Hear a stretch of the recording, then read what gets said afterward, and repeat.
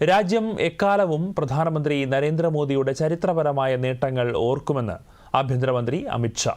ഡൽഹിയിൽ 1600 കോടി രൂപയുടെ വികസന പദ്ധതികൾ ഉദ്ഘാടനം ചെയ്യുകയായിരുന്നു അദ്ദേഹം. പ്രധാനമന്ത്രി തന്റെ മുഴുവൻ ജീവിതവും രാജ്യത്തെ ജനങ്ങളുടെ ക്ഷേമത്തിനായി സമർപ്പിച്ചിട്ടുണ്ടെന്ന് അദ്ദേഹം പറഞ്ഞു. സേവാ പഖ്വാഡയുടെ കീഴിൽ ആരംഭിച്ച പദ്ധതികൾ ദേശീയ തലസ്ഥാനത്തെ ജനങ്ങൾക്ക് ഗുണം ചെയ്യുമെന്നും അമിത് ഷാ വ്യക്തമാക്കി. वो भेदभाव करती थी।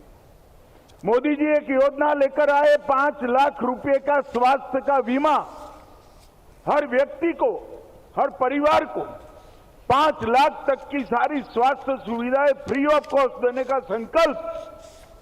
मगर यहां पर वो सरकार ने लागू नहीं किया। ये रेखा जी की सरकार बनी और आप लोगों को 5 लाख तक का इलाज मुफ्त होगा। കാഴ്ചവൈകല്യമുള്ള വിദ്യാർത്ഥികൾക്കായുള്ള അടൽ ദൃഷ്ടി ഗേൾസ് ഹോസ്റ്റൽ, 101 ആയുഷ്മാൻ ആരോഗ്യ മന്ദിറുകൾ, 150 ഡയാലിസിസ് സെന്ററുകൾ, പോലീസ് സേനയ്ക്കായി 75 ഡ്രോണുകൾ തുടങ്ങിയവ ഉദ്ഘാടനം ചെയ്തവയിൽ ഉൾപ്പെടുന്നു.